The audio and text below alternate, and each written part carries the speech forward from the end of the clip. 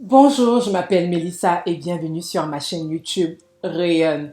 Si tu n'es pas encore abonné, je t'invite à le faire et à activer la cloche de notification afin de savoir quand je mettrai du contenu en ligne. Cette vidéo s'inscrit tout simplement dans la suite de ma vidéo de comeback dont le lien est quelque part là-haut et sera aussi dans la boîte de description.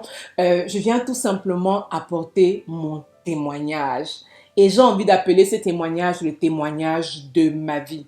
Pour dire les choses claires et directement, c'est tout simplement comment Dieu m'a arraché des griffes de la mort, comment il m'a ramené de la mort à la vie. Alors, pour donner un peu de contexte, j'en avais déjà parlé sur cette chaîne d'une guérison miraculeuse. Alors, le Seigneur m'avait guéri miraculeusement d'un kyste qui faisait la taille d'une orange ou d'une pomme. Donc, c'est vraiment un gros kyste qui aurait en fait nécessité une intervention chirurgicale. Je mettrai le lien quelque part là-haut. Et à cette époque-là, on m'avait diagnostiqué du syndrome des ovaires polykystiques. C'était, selon le corps médical, la raison pour laquelle j'avais des règles très douloureuses et la raison pour laquelle j'avais des règles hémorragiques.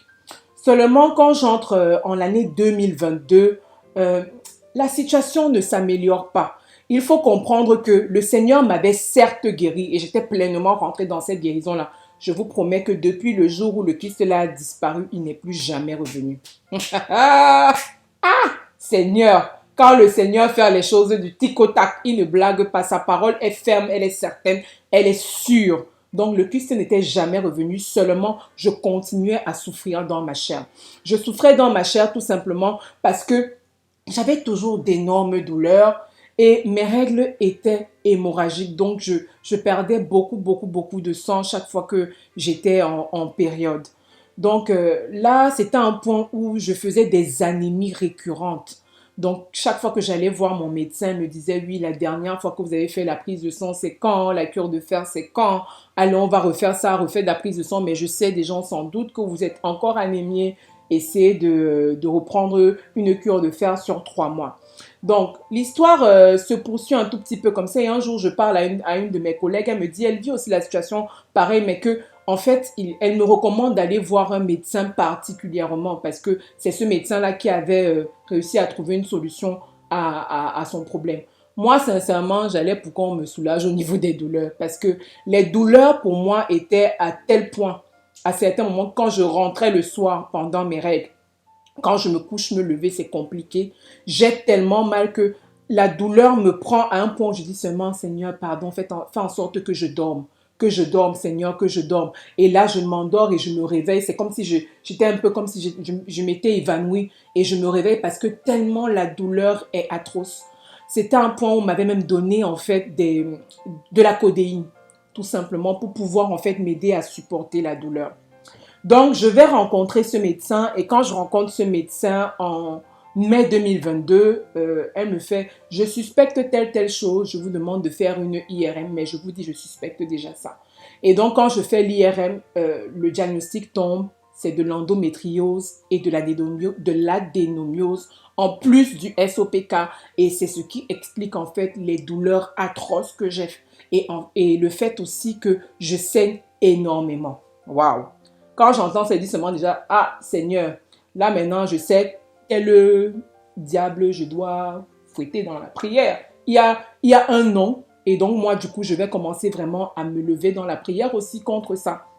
Et d'un autre côté, je dis aussi à Dieu, Seigneur, moi je crois que tu peux me bénir de toutes les façons. C'est toujours comme ça que quand moi je prie pour les gens qui sont malades, je le fais. Je sais que le Seigneur peut te guérir directement de façon miraculeuse là, où il peut utiliser un homme comme étant un vecteur de ta guérison. Il dit, Seigneur, tu n'as pas mené mes pas là-bas pour rien.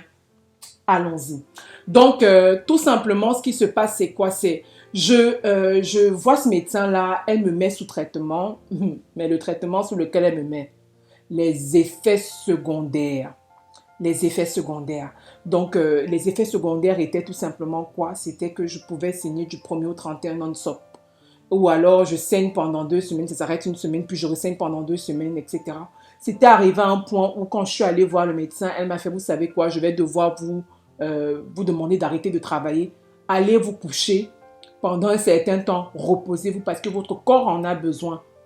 Je vous dis bien, cette année-ci là, En plus de tout ça là, de tout ce chakara là, le Seigneur m'avait donné une parole en début d'année 2022. Mélissa, tu vas voyager, sois prête. Et le tu vas voyager là, j'avais déjà commencé à expérimenter ça. Donc au moment où on me fait le diagnostic, j'étais déjà allée, je ne sais pas sur combien de continents, et j'avais encore, il y avait encore à l'horizon plein d'autres voyages dans plein d'autres continents. Ça fera l'objet d'un autre témoignage. C'est juste pour vous dire, vous donner un tout petit peu les circonstances de tout ça. Donc, il y a ça, il y a la fatigue, il y a tout, je suis arrêtée. Mais entre-temps, le Seigneur m'avait dit que je dois voyager cette année-là. Donc, je devais continuer à voyager tel que c'était prévu. Donc, le médecin me donne un traitement, les effets secondaires arrivent. Moi, ça, je ne supporte pas, on change. Et tenez-vous bien, le traitement là, ce n'est pas un traitement gratuit. C'est l'argent. C'est l'argent aussi. Donc, et ce n'est pas petit. Voilà. Donc, on change de traitement, on prend un autre. L'autre traitement, c'est un peu mieux, on change encore.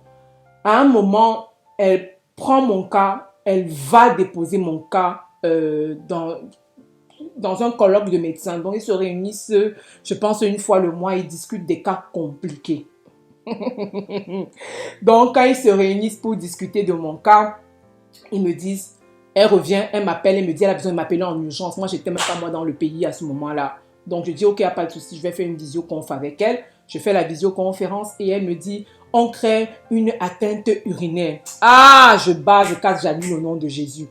Je ne vais pas vous mentir. Je vous ai dit que le Seigneur m'équipait, non. Les années où j'étais absente, le Seigneur m'équipait vraiment pour cette période-là. Vraiment pour cette période-là. Je peux déjà vous dire que cette vidéo sera longue, il y aura plusieurs parties. Je ne vais pas pouvoir tout dire en 15 minutes, donc je ferai plusieurs sessions de cette vidéo. Donc quand elle m'appelle, elle me dit ça. Elle me dit, quand vous rentrez, vous devez faire un scanner d'urgence, qu'on sache où on en est, parce qu'on a vraiment besoin de maîtriser la situation, etc. Quand je reviens, j'ai prié, j'ai appelé mon pasteur, on a prié aussi. Je suis allée faire le scanner, je suis revenue.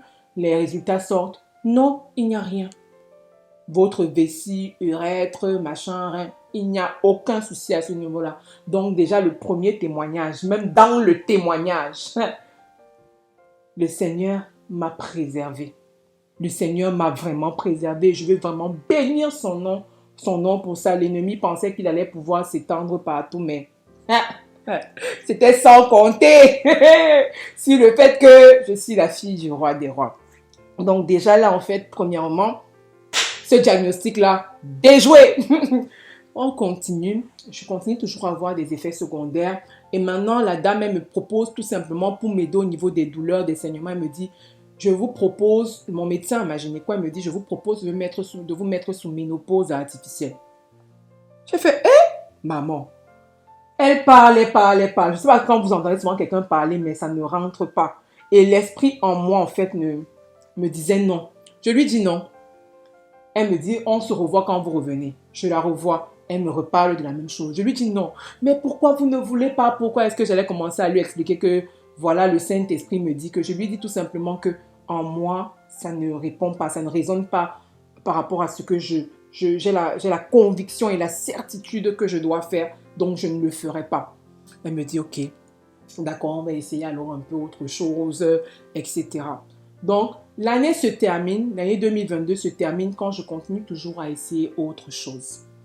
Et en décembre 2022, je vais à une retraite spirituelle. Et pendant cette retraite spirituelle, là, j'ai crié à Dieu. J'ai dit, ok, c'est comment? Ou c'est quoi ce médicament? Je saigne du 1er au 31, etc. Je ne suis pas dans ma vigueur. J'ai fait même quoi? J'ai fait encore une autre parenthèse. Je vais vous donner un autre témoignage dans ce témoignage. Si vous avez déjà vu quelqu'un qui saigne du 1er au 31, la personne ne peut pas être efficace. Mais pendant cette période, j'ai expérimenté la force surnaturelle de Dieu. Je faisais du sport 4 fois par semaine, au moins, et intense. Parce que je savais qu'en faisant du sport, ça m'aidait à contrecarrer certains effets secondaires des médicaments en question. Et je performais au travail.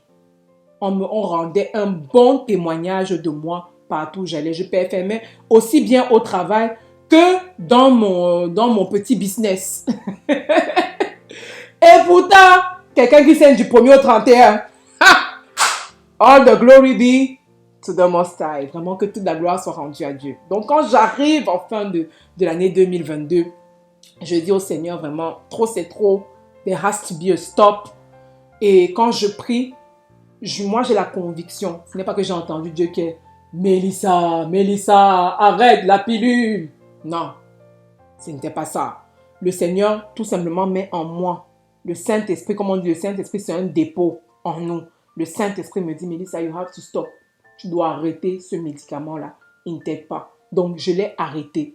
Et quand je l'ai arrêté, la preuve que le Seigneur accompagne toujours sa parole, j'ai arrêté la pilule, j'ai expérimenté un retour de cycle menstruel normal immédiatement. Ah! I have a very big God. Il y a des gens de témoignages, quand je donne justement que Seigneur, I have a very big God. Quel est ce Dieu qui est aussi bon envers moi? Quel est ce Dieu qui est aussi bon envers moi? Donc je retourne dans un cycle menstruel nickel. Donc je ne saigne plus du 1er au 31. Les douleurs s'estompent, je ne prends plus de médicaments codéinés. Ce que je ne vous ai pas dit, j'ai arrêté aussi de prendre les médicaments codéinés. J'avais toujours des douleurs, mais ça s'est estompé. Je saignais beaucoup, mais je sentais comme si ça diminuait un tout petit peu quand même. Voilà. Même si j'ai arrêté le médicament, quand j'appelle mon médecin, je vois un peu sur son visage qu'elle n'approuve pas forcément et tout. Mais elle me dit, il y a cette dernière intervention-là qu'on doit faire. On doit la faire en ambulatoire, etc., etc. Je dis, ok, il n'y a pas de souci. Je fais des prises de sang, mais seulement je devais encore me déplacer. Donc, on décale l'intervention et on se retrouve en mars 2023 pour l'intervention. Je dis, il n'y a pas de problème. Donc, j'étais censée avoir l'intervention beaucoup plus tôt, mais en mars que j'ai l'intervention, tout simplement. Donc, tout se prépare bien et le jour de l'intervention arrive, moi je suis prête et j'ai tout simplement tout recommandé au Seigneur et c'est à partir de ce moment-là que les choses vont basculer. Je m'arrête là pour la première partie de mon témoignage. Je vais poursuivre dans une deuxième vidéo. Regarde bien jusqu'à la fin parce que tu veux assurément témoigner avec moi des merveilles de Dieu. Et l'une des raisons pour lesquelles je prends le temps de venir partager mon témoignage, c'est parce que je sais, il est écrit dans Apocalypse 12, 11, qu'ils l'ont vaincu, ils ont vaincu Satan, ils ont vaincu le diable à cause du sang de l'agneau et à cause de la parole de leur témoignage. Mon témoignage est là pour nous encourager, pour mettre un chaos technique à l'ennemi. N'hésite pas à regarder la vidéo qui va suivre. Et pour celle-ci, n'hésite vraiment pas à l'aimer, la commenter et à la partager si elle te bénit. Reste connecté pour la suite.